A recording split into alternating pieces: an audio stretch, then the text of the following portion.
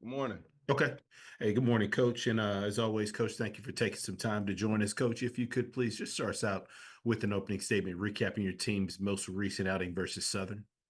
It was a good weekend for us. Getting back to playing a SWAC opponent. Southern had a really good football team. Coach Grays and them did a great job with those guys, having them ready to play. But excited about what I saw with my football team. I think we're getting better every week. Some guys stepping up in the situation. We have an injury there, but it's been good. It's been good. We ran the football well. Really pleased with our offensive line. Controlling the line of scrimmage as well as the defensive line. Taking the run game away from Southern and making them one-dimensional. So I was very pleased for our football team. It was a great win. Good for the city of Jackson. Appreciate those opening comments, Coach. First question goes to Doc Holliday. Morning, Coach. How you doing today? I'm good. How are you doing? Doing good. Can you give us a prognosis of Cameron McCoy, and do you think he'll be available for this weekend?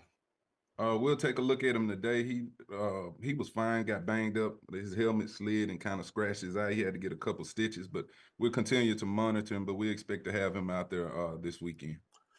My follow-up question is, the defense gave up over 400 yards, but most of that was passing because you took away the run early on in the game. What are some things you want to try to do to clean up as far as pass defense goes? Yeah, just getting guys in the right spot. I think a couple of explosive plays were, maybe a safety out of position. But when you make a team one-dimensional and they're throwing the ball the entire game, that's what you're kind of going to get. But without our defense knows we still got to stop these quarterbacks from throwing the football around. So we'll get out here and practice this week and, make those adjustments. Appreciate you, Coach. Go Tigers. Go Tigers. Next question goes to Perry Daniels. Hey, Coach, great job this past week. Congratulations. Thank you. Ty Miller just talked about tackling, and watching that game Saturday, I noticed that a lot of your guys ran through a lot of would-be tacklers for the Jaguars. Is that something that your team works on, running through first contact? Talk about that preparation. Yeah, I mean, we always talk about two things, yards after the catch or yards after the carry and ball security. And that's something we emphasize all summer long, all through training camp with our guys. We kind of was scouting the Southern and noticed how, their guys came to gather when they tried to tackle. So we thought we could, have opportunity to break some tackles, but we definitely work on that throughout the weeks in practice. And Coach, you've mentioned before in these sessions about your playmakers, and you've got a bunch of them, Coach. But let's talk about going to Grambling and being in the hole and that experience and what you expect out of your playmakers there. Yeah. Well, first thing first, we talked about playing well at home. Our football team has done that. So now we got to go on the road and find a way to win a football game. We came up a little short against Monroe. Gremlin is going to be a hostile crowd. It's going to be packed. Should be sold out. And just getting these guys' mindset right of what it's like playing on the road and how we go about winning a game on the road. That's going to be critical. And we just emphasizing that those things in meetings with them and just, playing our game of football, playing our brand of football, and I think we'll be fine. Thank you, Coach. Thank you. Next question goes to Terence Harris. Hey, Coach. How you doing? I'm good. How are you doing? I'm good. Hey, I know a couple of years ago, obviously, when Dion was there, you guys went heavy in the portal. Since then, I mean, has that philosophy changed at all? And how do you balance, high school recruiting versus, sticking in the portal? Well, the first year we had to really rely heavily on the portal because we lost so many guys. But this past signing class was a little bit different. We had quite a few guys coming back off last year's team, so we was able to start building from the ground up and going into these high schools and get some really good talent, high school football players, some guys that's making impacts for us now on the football field. So it's just about need. It's about need. If we need an immediate impact guy, sometimes we can go in that portal and find that. But then, I have no problem going out and get these high school, these freshmen football players because you can see now like a Travis Terrell can come in and, play immediately for you.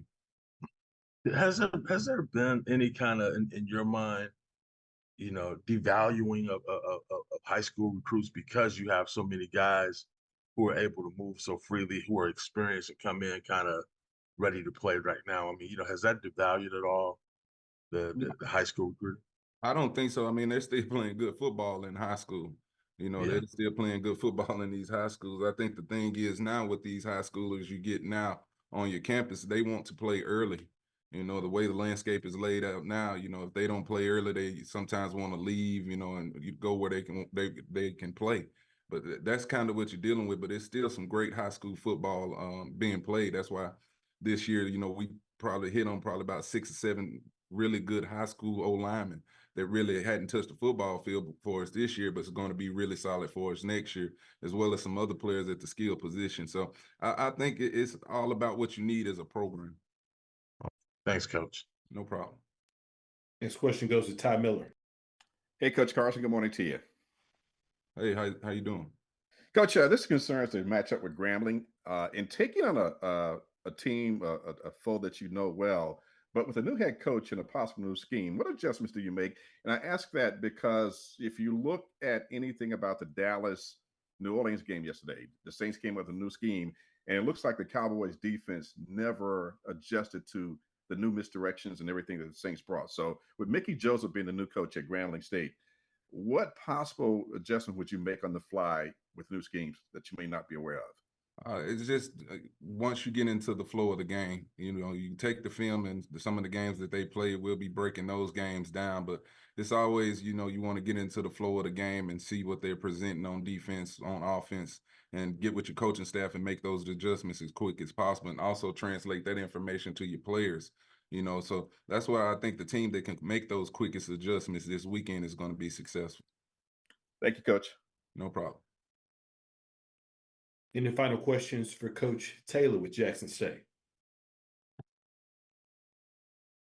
Yes, I have a follow-up if you don't mind. Yes, sir.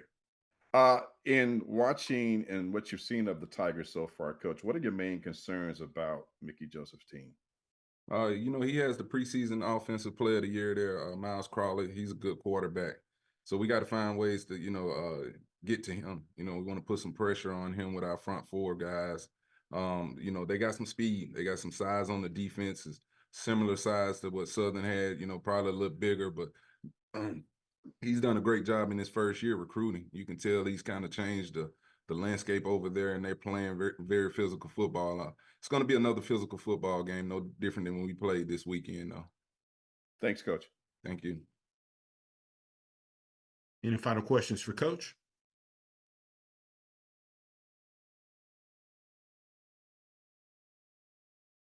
All right. Thank you, guys. Yes, sir. Thank you.